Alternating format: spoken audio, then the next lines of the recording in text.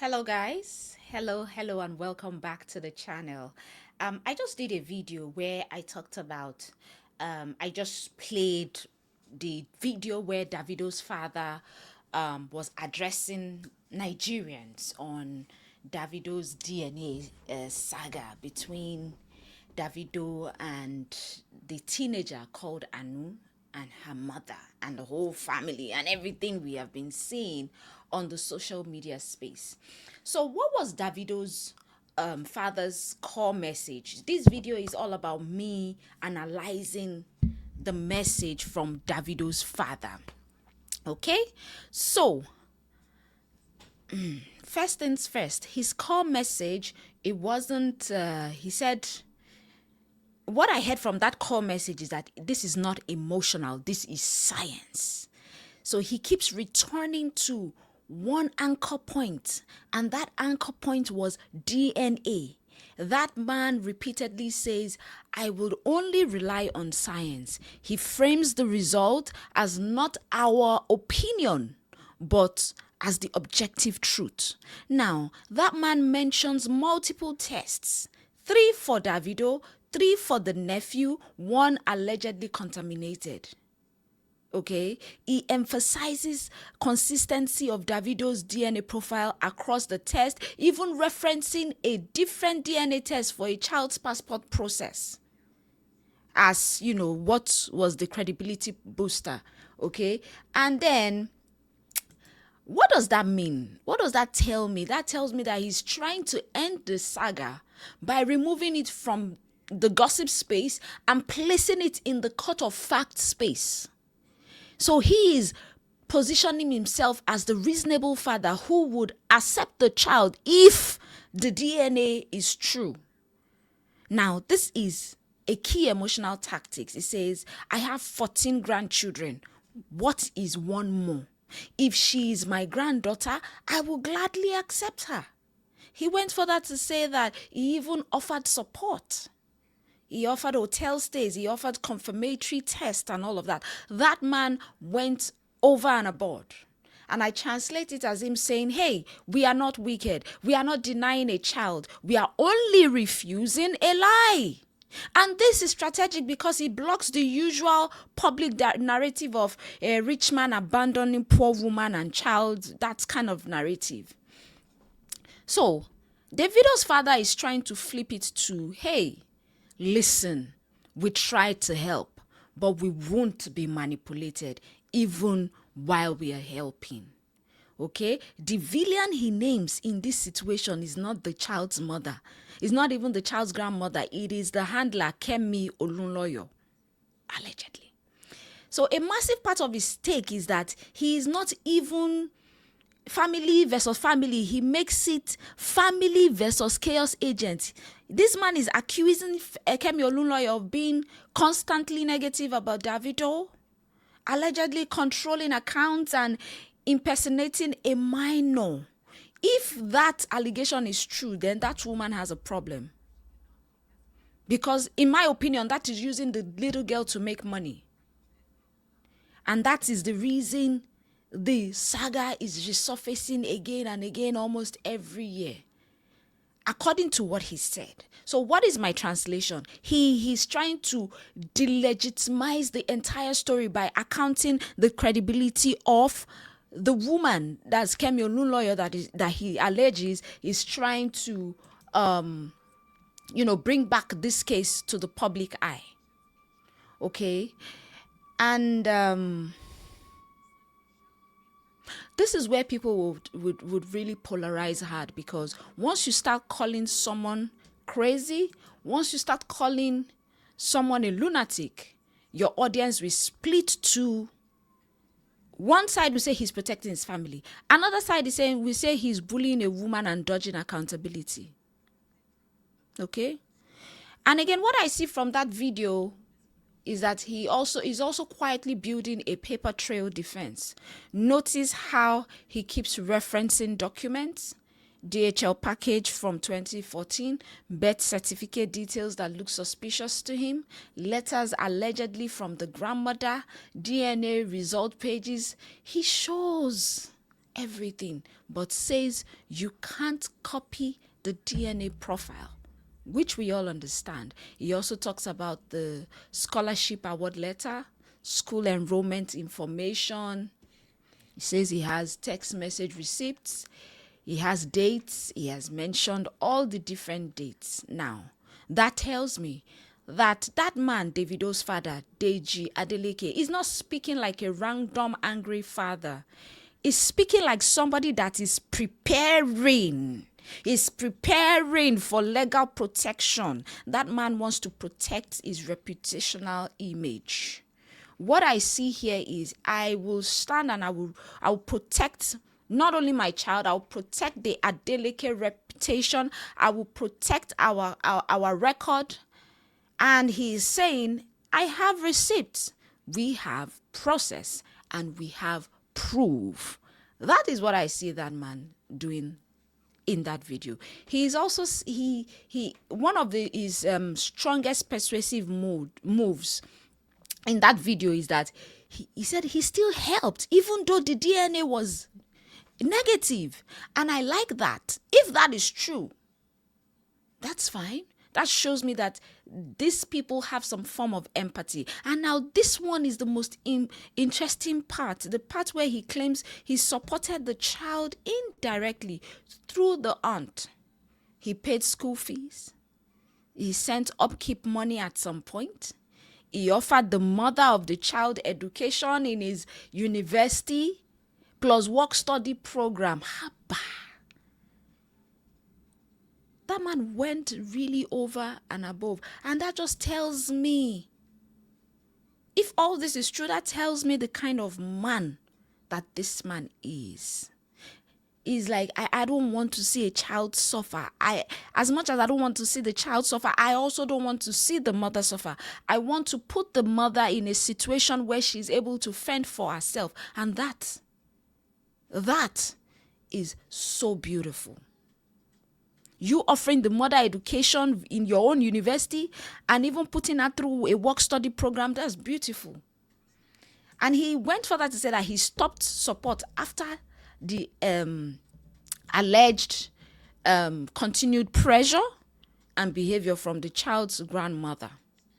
But again, he later again resumed school fees again after a renewed appeal. Like, is that man even a human being? If someone who does this is an angel, and what can I interpret from that? He is crafting a moral high ground story. And if that is true, that's beautiful. Even when she wasn't ours, we still showed compassion. Honestly, can you do it? He says, okay, these people have crossed our path. They've crossed our path. We meet some people sometimes. People cross our path sometimes so we can help them, so we can impact their lives. So even though this child is not ours, we will still take care. We'll still take care of the woman. We'll still take care of the child. That's beautiful, even though the child is not theirs. Now, this is powerful because it makes critics look unreasonable if they still insist that Davido is guilty.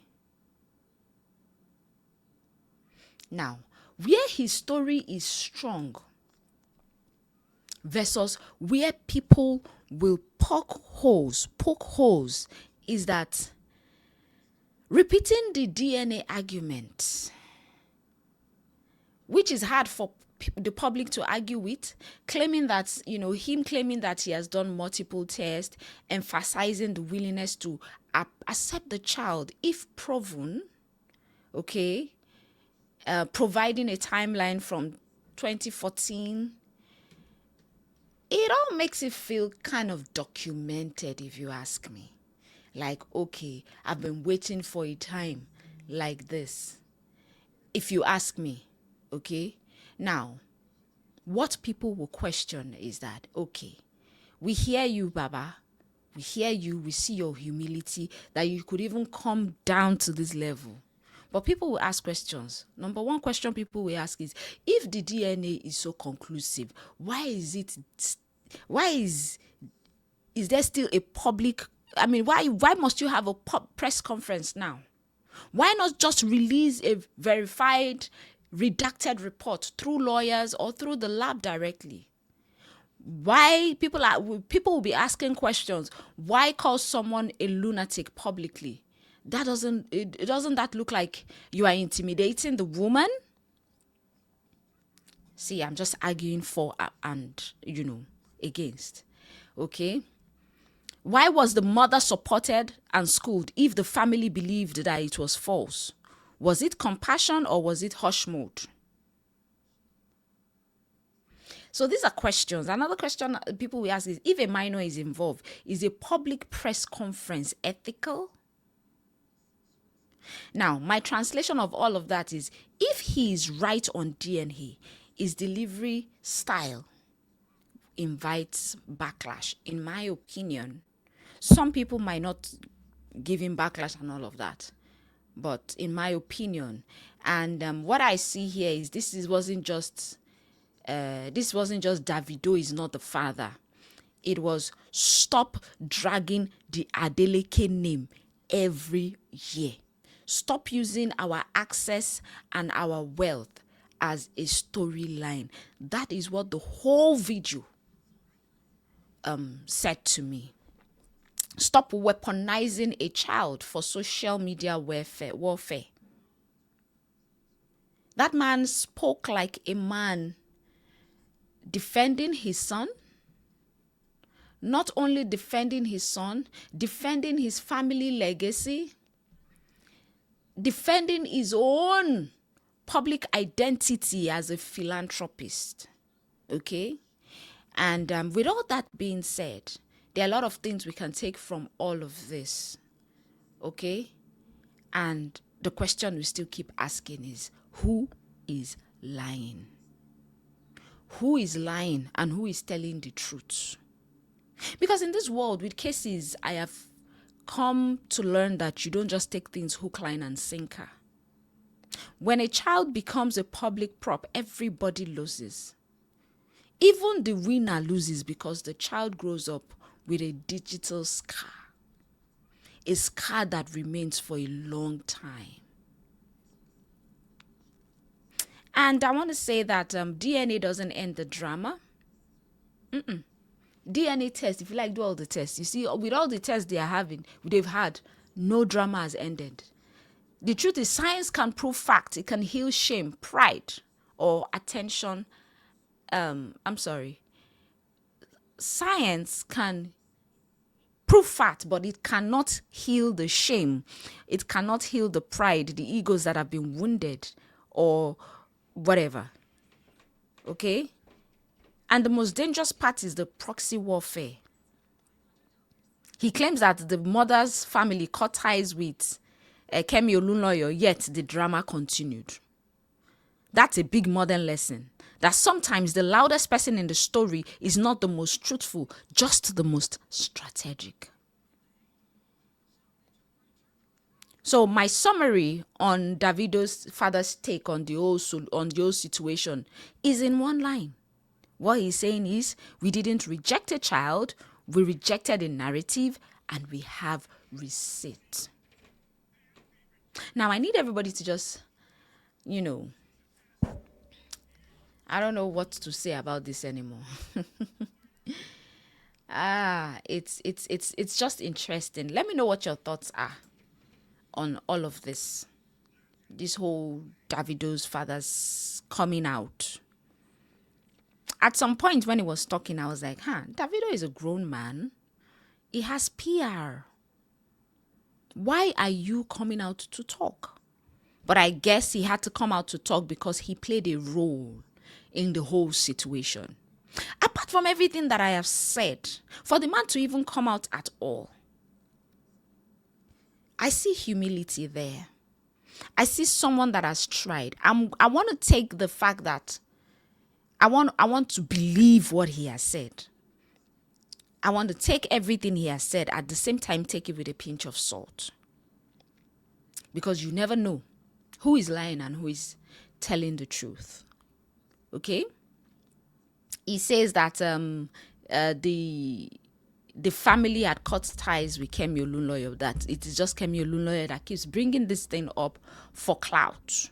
We'll see how this story unfolds. Let me know in the comment section, do you think that Davido's father, do you think he should have come out to talk on this issue, or do you think he should have just given his son directives from behind? What are your thoughts? Because I want to believe that him coming out is supposed to just quiet, the whole story. But I want to hear what your thoughts are in the comment section. Do you think him coming out and doing that press conference, do you think it would close down this case, or do you think it will make this case more than it already is? Let me know what your thoughts are in the comment section. I just thought I should give you my interpretation of things, how I view things, and through the objective lens. Let me know what your thoughts are. And I also saw a message, an Instagram post saying with Davido coming out to say thank you to his father. For a father to go that far for his son, it just shows the kind of relationship that they have going on between them. I mean, Davido's father could have just kept quiet and said, okay, you handle this mess. I'm not going to bring myself low. But the man came out and said, no, I'm going to talk about this. I don't care what he does. This is my child. I'm going to be with my child. I'm going to speak for my son, and I'm going to protect my son, and I'm going to protect the Adeleke family legacy. Let me know what your thoughts are in the comment section. Do you think Davido's father coming out makes him really look like a child? If it was your father, would you want your father to come out and speak for you on this matter? What are your thoughts? Let me know what your thoughts are in the comment section. And yeah, I will see you in the next one. Bye. Take what you learned, walk in your truth. Until next time, stand in your power.